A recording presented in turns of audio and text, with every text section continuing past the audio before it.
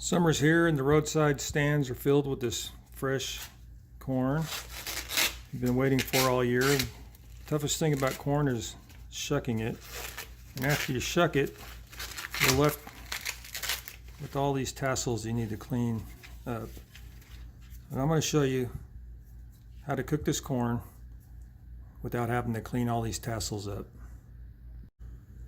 Okay, we're going to start with a fresh ear. And we're going to put it in the microwave for 4 minutes.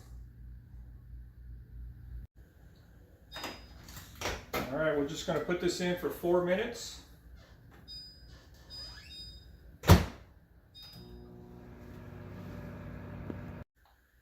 Okay, it's been 4 minutes. This ear of corn is going to be really hot.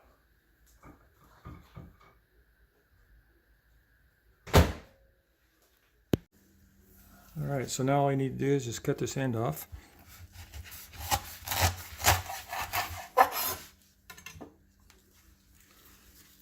Squeeze it out.